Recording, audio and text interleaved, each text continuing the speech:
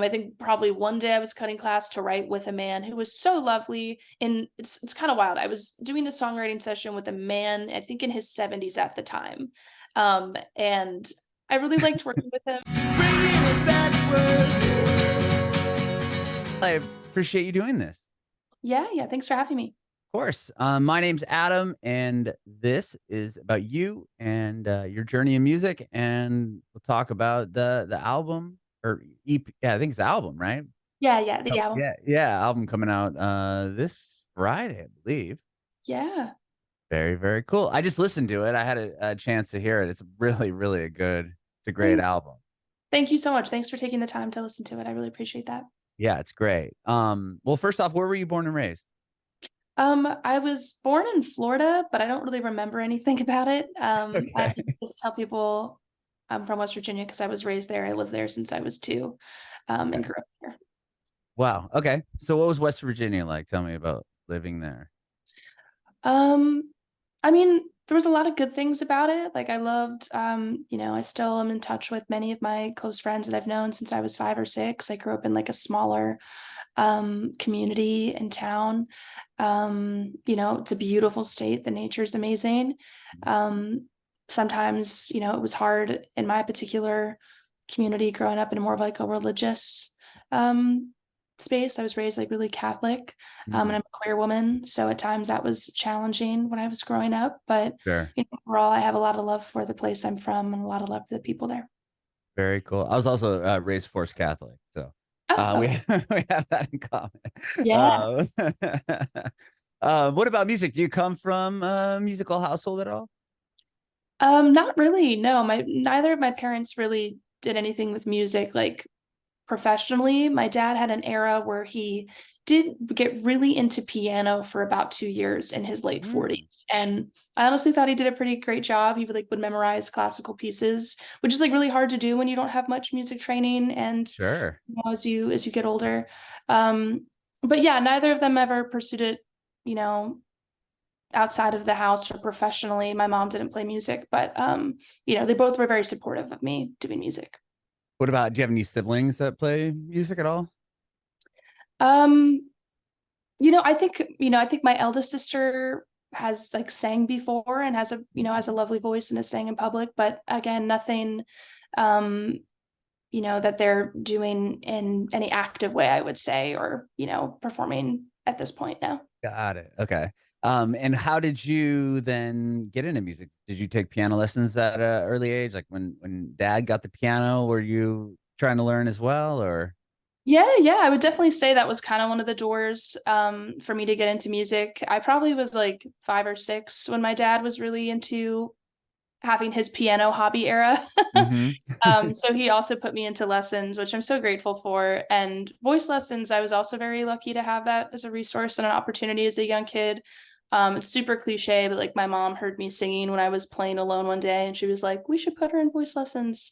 That's Um, cool though. At least she was obviously encouraging to what you were up to. so encouraging. Again, I really can't stress enough. I was very lucky to have parents that both could provide that opportunity for me because I know not everybody has access to those opportunities, as well as being encouraging of me pursuing them. Hmm. So you did voice lessons and piano lessons. When did guitar come into your life? Honestly, much later, I didn't pick up guitar probably until I was 15 or 16. I think 16 was probably the time I started lessons on it. Okay. What about songwriting? Was that something you were doing when you were younger, like on piano, or did that come with the guitar? Yeah, that I would say that was more with piano, and I probably started writing songs maybe around like 11 or 12. It was just, they were really terrible songs, really embarrassing. I would not stand by them necessarily now, although I gave my best effort at the time. And it was really just like a therapeutic resource for me. Songwriting was, kind of like my journal or my diary entries. So it started Okay. kind of as a tween. Wow. And were you showing people your songs at any point? Or when did that start? Even though they weren't good songs, I definitely wanted to show people. Oh, that's awesome. Some people are very reclusive with, they're very private about their songwriting. Yeah, I couldn't wait to be like, la la la, here's my song. I'm like also like a former theater kid, so I do love to perform. Oh, Okay. So I probably started playing my songs, any time somebody would give me an opportunity to sing an original song, be it like a local festival or, a choir concert, I would take that opportunity as a kid. Nice. And so you did theater as well? Is that something you pursued through high school or anything like that? Not as intensely as I did with music and songwriting. My dad was also really into musical theater, and I joke that he's kind of a stage parent. Um, and Stage so dad. he's a little bit of a stage dad, not like a toxic one, but he's just like, he was very into it. And because I loved performing, it was like, even more reason for him to help me, you know, be on stage in whatever way he could. So yeah, I definitely did a lot of theater as like a kid. And then I think once I got to high school, I pivoted more into wanting to write my own songs and perform in that way. Okay. So you at that point in high school, were you in a band or just doing everything on your own? Yeah, I was when I got to high school, I was still mostly just playing solo. And then my last 2 years of high school, I had the opportunity to go to a boarding school for arts, and I Oh, moved away, cool. majored in songwriting, and that's where I met a lot of peers that I could start really playing with for the first time. And I've always been it's always been like a solo project, but I've been lucky, yeah, to just be able to find people to collaborate with and play on my songs and tour with. So kind of started That's around. Yeah, that's awesome. So you went away to a boarding school and it was all you did that for arts and songwriting. So you were able Yeah, to really hone and just focus really on that. Even yeah. in I like mean, what high school era? Like high school? yeah, yeah. My junior and senior year of high school, I went to an art school in northern Michigan. It was a pretty small campus. I think when I was there, maybe around 500 students. And everybody was there for different arts disciplines, dancers, pianists, musical theater actors. My major was songwriting. There was all kinds of stuff. And yeah, I was really blessed to have that opportunity. It was very inspiring. And I think it kind of also saved my life, just to be around a bunch of like really nerdy artists in a forest for 2 years. Yeah. The healing, Well, and really great for me. what made you decide to do that? I mean, to move away from home and then you said northern Michigan, so that's not really close to West Virginia. Yeah. Yeah, you move out there and you must have gotten at least prior to moving some sort of like validation that you were a great songwriter. I'm sure you had to audition to get in the school and everything. Like what made you decide like, okay, I want to move on my own at whatever, 16 years old to go Yeah. pursue that? Yeah, I think at that time, I just felt very seriously that pursuing songwriting and being an artist was something I wanted to do with the rest of my life. Mhm. And I was lucky to find out about this school, lucky to audition and make it in, and it just seemed like an opportunity that I couldn't pass up. Especially because I really wanted to, at that age, like as a teenager, I really wanted to pursue music in college, and I felt that I needed to probably catch up to some peers who had maybe grown up in other places and had more rigorous um, musical education. Yeah. So I feel like I needed to really get serious and, you know, um, yeah, just go somewhere to study so I could have a chance to make it into college for music. Yeah, and did you pursue music in college then? I did. I ended up dropping out of college, but I did also major in songwriting in college in Los Angeles for almost 2 years. Okay, I think you even talk about that one of your songs on the album. I think you talk about dropping out of college. Yeah. They were one of the lyrics, I believe. Yeah. Well, thank you for paying attention to the lyrics in detail. I honestly thanks for reminding me. I do mention that. Yeah. Yeah, you do. I can't remember what song it was. I just have it on a web. Like I don't even know if the songs are in the correct order of with what I have from your team. But yeah, I do remember that. Now that we're talking about, it, I'm like, oh, I think Rep talks about that in one of the Yeah. songs on the album. Yeah. Uh, so you Yeah. moved to LA after high school, and that's just to, where do you go to school? Did you go to USC or like a songwriting school, or where did you attend school? Yeah, I did. I attended USC, the Thornton School of Music, and Okay. technically majored in popular music with a focus in songwriting. So it was kind of like being on Glee, I would say. You just do a lot of cover songs every week.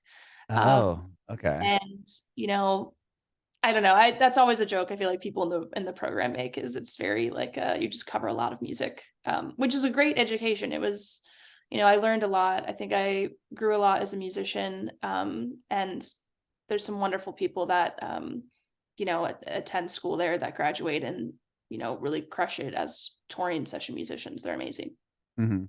What made you stop? Like, were you was your career kind of doing something? Like, what made you stop going to the school or drop out of school? I guess is what you say. But yeah, what made you leave? Or was it just you were sick of doing covers, or like what was kind of the reason why you stepped away from USC? Yeah, well, I mean, USC, it's very expensive, and Yeah, I was gonna say I a little pricey, I'd imagine. well, it's a little pricey, and I felt like I wasn't investing as much time as I should have in the coursework for Mhm. that dollar amount of tuition. To be totally transparent, I was, cutting a lot of classes so I could go play out in Los Angeles and do gigs. And at the time, I had gotten a gig at the end of my sophomore year of college, just for singing background vocals for Coachella for Lord that year. I think this is like Oh 20. wow, that's awesome. And in my 19-year-old mind, 19, 20-year-old mind, I was like, well, I'm getting paid now to sing professionally for like Lord. Like, I'm So headlining Coachella. Like, what am I yeah, I'm like, doing I'm here? a background singer at Coachella. Like maybe I should just make money now and leave, thinking that it would like, you know, not realizing yet how tough freelance can be. It's Mhm. not like you're always going to have a gig lined up. So I was like, well, I'm cutting class a lot to go secretly sing at this gig.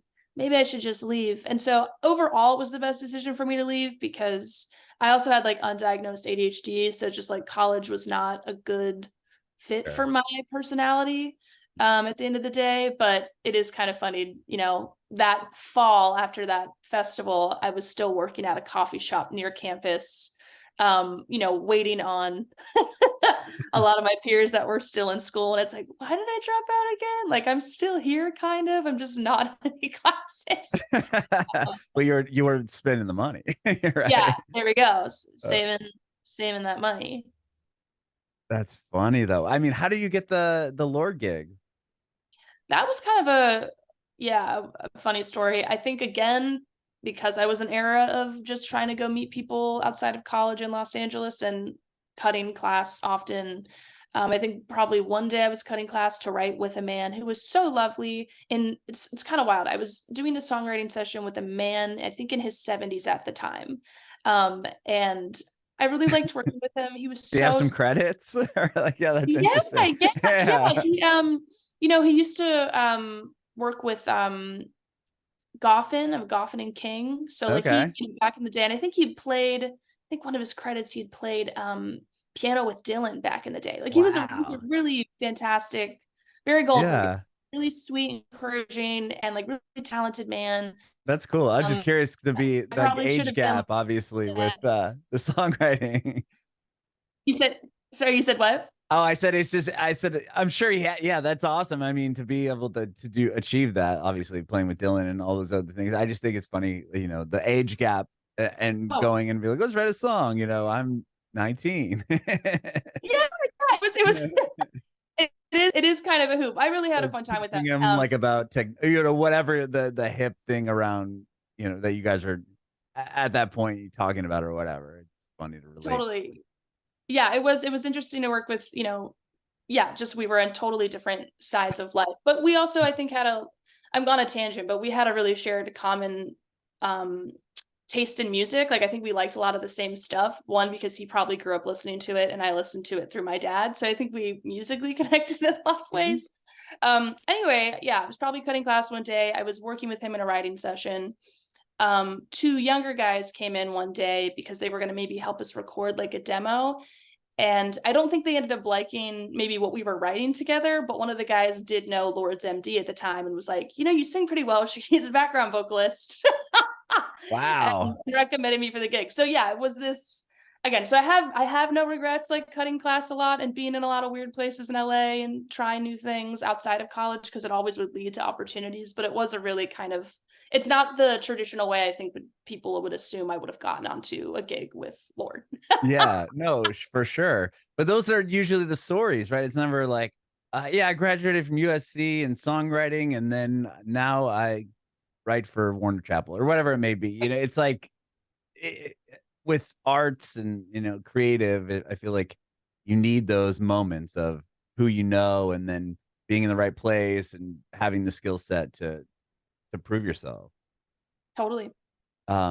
So you sing with Lord, then that's when you drop out of school, and you're just pursuing songwriting at that point. I just going off your Spotify, you God is a Woman is the first one you put out. Is like acoustic song. I thought it Yeah. was a cover, but it's not. Yeah. It's a great song. I prefer yours, to be 100% transparent. Was that a song like at that point where you're like, okay, I'm ready to release music, or had you put out stuff prior to that and taken it down? Like where were you at in your career when you released that one? Yeah, when I put that out, I was before that I probably just put like little demos on SoundCloud for friends to Hmm. hear, just very like low key kind of stuff. And then yeah, that was one of my first collaborations with a producer that was older than me and more established. And yeah, it was a great learning experience. It was great to work with him. And yeah, I think I was like 21 when I put that out. So I wasn't signed or anything. I just threw it up on the internet. It was very much like a little independent release kind of thing. Okay. And from there, you have an album. You have an album that came out before the one that's coming out on Friday. At that point, were you just from releasing that song, were you touring or just playing out around LA? Like, how did your career kind of like level up to the next spot? Or was there a Yeah, big moment for you, or like something that had happened? totally. Yeah. Honestly, around that age, kind of again lines up with cutting class a lot. I was just playing a lot of gigs around LA. Usually for no money. Anybody that would put me on a stage, I'd go, sure, I'll be there. Mhm.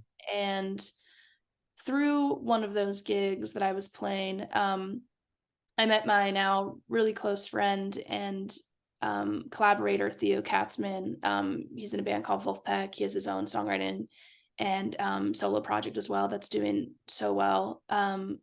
And yeah, he heard me play one night and was so encouraging and so kind to me, and honestly kind of took me under his wing a little bit in the music community, and ended up wanting to produce my first record, Pin Up Daddy, that we started making in 2018 and eventually put out in 2021. But he like put all the money down for it. I've been able to pay him back since, but like he wanted to produce it. He helped fund it so I could make it. Um, and yeah, a lot of that came to life just because I, again, kind of like right place, right time. I just happened to be playing a gig to probably not a lot of people at all. And he just happened to be in the room. And then we became collaborators. And that's how that first album came to be. Oh, okay. Wow. But it sounds like it took a little bit of time. Was that because pandemic happens and all that other stuff, or was it uh did that kind of slow down the process of releasing the album? Yeah, I think at the time, we were in a funny way, we ended up recording most of it in the fall of 2018. So it would have been like, I think I was 21. And then he was also so incredible and took me on a tour to promote one of his albums in the beginning of 2020, right before the lockdown. But before that tour happened and between my album being recorded, he literally had to write and record his whole record that was going to be promoted for that 2020 tour he was bringing me on. Um, Okay. so I feel like we started my album. Of course, understandably, he has to make his album because he's got this huge tour booked and he needs an album, to be promoting on that tour. So he makes his record. And then I think throughout the pandemic, he's able to, we were able to work together and finish my record that we started in 2018.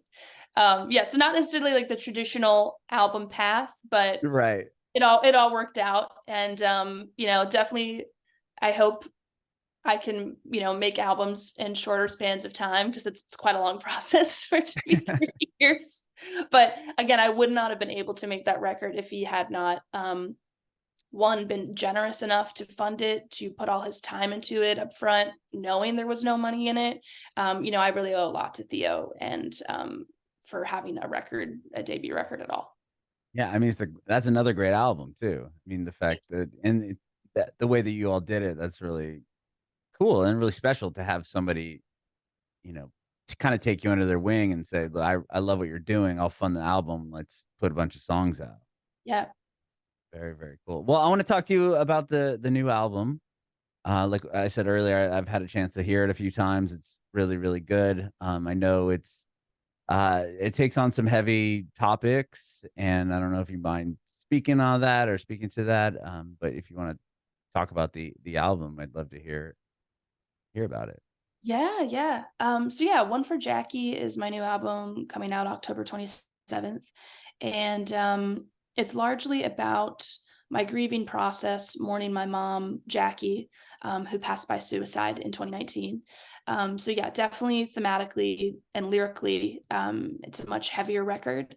But I also tried to honor my mom by incorporating influences of music that my mom would have loved when she was alive. So I really tried to have one song feel like we were, being inspired by Bruce Springsteen in the arrangement, or trying to take some cues from Fleetwood Mac or even Prince in some stuff.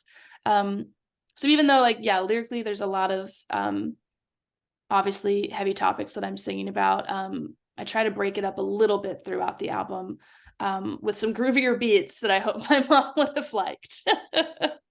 Yeah. Oh my gosh. I'm so sorry to hear about that. Yeah. That's a lot, especially it must have been tough to even get out what you wanted to say, or like was that something that was like okay? I mean, 2019 is not obviously isn't that long ago. I mean, to be able to be like, okay, I'm ready to write about this. Was that must have been a like? Do you remember the moment where you're like, okay, I think I can do this? Yeah, I think for me, kind of like what I said earlier, the reason I started songwriting as a young kid was just because it was like a therapeutic tool.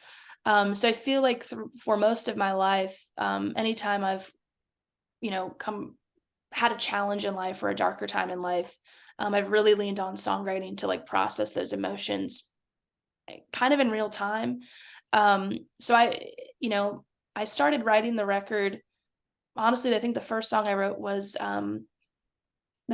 after my mom passed was Jacqueline, which starts the record. Mhm. And that song I probably wrote only like a month after she had passed away, maybe weeks. Wow. It was very close. But again, I'm also lucky to have, access and the resource of, having had a lot of therapy right after I lost my mom. I was definitely seeing a therapist, twice a week. So I feel like that combined with using songwriting as a tool, I think I was just trying to put my grief into words, and it kind of happened pretty fairly soon after she passed away. And so once you had that song, did you kind of know that that was going to be the path to an album, or it just Not at happened that all. way? No, yeah, not at all. I had no idea that it was going to turn into this record. I think, again, truly because songwriting has been the way I process my emotions, and I was grieving so intensely for 2 years. Almost any song I would write was about my mom and was about grief, or about, there's a few songs where I'm talking about falling in love with my partner for the first time, but it's also still in this timeline of massive loss and mourning my mother. And there's only one song in this record that I wrote before she died, and that song is "Death Don't Make a Bitch an Angel." Oh I had wow, that was because after I read about the album and then I heard the song, I thought it was the other way around. Yeah, Um, and I think most people would, understandably. yeah, I was like, But whoa. yeah, it's kind of eerie. I wrote that song, I would say, I think I wrote it 2 or 3 weeks before my mom passed away, and had no idea that my mom Right. was passing. Um, Mhm. the evening she passed, I didn't know until maybe 2 days later. that my mom had died. Oh my But I was gosh. out singing in LA. That song, like I put the timeline together, I would have been performing around the time I think my mother passed away, which is like really weird, wild, odd timing. And I just went on that tangent. I don't No, no, know. no. Thank you. Yeah, thank you for Yeah, being vulnerable. Wow. that would be the only song that predates the my mom's passing on the record. Okay. Wow. And then you went to Texas to record the album? I did, yeah. In last September 2022, I went down to Texas to a studio called Sonic Ranch and made the record. Produced by Tyler Chester, and then Theo Katzman, the producer of the first record, he also came down for a few days and worked again with us, you know, drumming and playing Wurlitzer and singing background vocals. And so it was kind of fun to have that through line from Pin Up Daddy to One for Jackie of having Theo involved again as a session player. Yeah. Wow. And why'd you decide on going to Sonic Ranch? Tyler Chester, the producer of this record, he has a really great relationship with them and records there often. And he just raved about it. And, you know, to be totally honest, like it was a better deal for us than trying to work with in LA. And it had the added benefit of kind of being like a summer camp, like all of us just being in a more remote place, staying on the property together, and just being able to focus on the record without kind of getting distracted by our home lives for a week. So I feel like yeah, not only was it a better deal, it seemed like the kind of way I wanted to make this record, especially with as heavy as the theme of the record is, I wanted people to be as present as possible. Yeah, I've they've had a bunch of bands record down there. I can't remember who I interviewed kind of recently that recorded their album there, but yeah, I've heard you like pretty much live there, right? I mean, it's like on a big space, and it's kind of in this rural part of Texas, and it's like you said, it's kind of you're just living on this ground and just working on an album. Yeah. So that's I'm sure that would had to be a really, really obviously unique experience, not alone to to to get through what you were writing about too. At least everyone's there, and like you said, present. It's not we're all going to meet in the studio in LA today, and then maybe in a week and a half. It's like, did when you record that, you really just bunker down and do the whole album, correct? Yeah, we really did. We, you know, some days we'd be cutting 2 or 3 songs a day. I think for this record, you know, there's 12 that made it to the record. We recorded, I think, 14 within the week we were at Sonic Ranch. So we definitely were starting in the morning, sometimes rapping at like 1 in the morning. Especially my producer Tyler and the engineer David Boucher, you know, they would be comping and staying up much later, even than the rest of us. So definitely was kind of all around the clock kind of experience. That's awesome. And with this album, it's the first one you're doing with Warner. Yes, it is. Yeah, it's the first record that Warner's releasing. That's exciting. That must have been a big moment, obviously signing that contract with them. Yeah, it was definitely felt very emotional. Obviously quite celebratory. And then yeah, there was a part of me that was like, wow, this feels pretty special that you know, the record I've made about my mom is the one that's you know, getting this kind of opportunity. And I don't know, I definitely, you know, kind of remember my mom when I signed the deal. You know, she used to wear a lot of leopard print, was like one of my mom's like favorite clothing items. She was always dressed in leopard, and I have this old like fake fur jacket that she has that's like white leopard print. Oh, cool. um and so just to feel like I was bringing my mom into the space with me that day, I kind of like dressed up in her old clothes and was like, hey, I feel like I'm bringing my mom to the deal today. Oh, really? That's Yeah, special. That's cool. celebrate my mom. That's really cool. Yeah. And you're doing a tour, or you're playing some shows with Grace Potter coming up, and then Yeah. you're playing here in Nashville. I'm in Nashville. You're playing here in Nashville as well, supporting this album, which is I'm sure that's pretty exciting as well. Yeah, I'm so excited. That's my favorite part of music is playing it live. Like that's my absolute favorite part of being a musician is the live performance. So I'm really excited. Cool. And I'm curious about the tarot cards. So is Yeah. this something that you do this? I mean, you sell cards, which you have really cool merch, and then you have speaking of the leopard print lighter, Yes. which might be a throwback to mom. I don't know, but is that something that you do? Like, do you know how to read the cards and everything, or is this just a piece of the puzzle? Or can you talk about that at all? Yeah, I well, So I don't have the skill of reading tarot. I love to get my tarot read by other people. Oh, okay. Yeah, so I don't read tarot. I don't read other people's tarot. But I love to have mine read. And I feel like after my mom passed, I, you know, was kind of on a exploratory journey of being like, what do I think about, different types of spirituality? I was just really seeking some answers. And for me personally, I kind of love talking to psychic mediums, people who have the gift of speaking to people that have crossed over. Oh, Um, yeah. I also am like super interested in that as well. yeah, yeah. So I often will have my tarot read while I'm, speaking with my friend who's a psychic medium. So yeah. Oh, wow, that's cool. Yeah, I didn't know if you had that ability, and that's why you were selling the cards, or in the song. You have a song on the new album about it as well, so I didn't know. Yeah. Yeah, Um, I definitely I'll say I feel like I'm a little that's not my tool or my skill, but I will say that I think I'm a dream psychic. Like I will honestly, to kind of circle back to death don't make a bitch an angel. There is a verse in there where I'm dreaming about my mom um passing away. And I wrote that into the song, and then it was quite eerie that she did pass only a few weeks later. So I definitely have odd experiences like that kind of often. So I don't know. I'm yeah, into the psychic thing myself, but I'm not I'm not I, not good enough to give advice or to help other people with it. sure. Have you ever looked into numerology at all? I do like numerology. I just had somebody read my numerology for me. They kind of just like read it out of a book a couple weeks ago, and I was very fascinated by it. I'm not again, that's not something I'm like skilled in to do for other people, but I'm always interested when people can kind of read me down. Yeah, no, I'm curious. I'm just because I'm curious if you knew what your destiny number is. Ooh. No, I don't think I know. I'd have to go have my friend read that passage in the book again and know the destiny of our. Okay, yeah. I think I you was could doing, figure. are you really into numerology?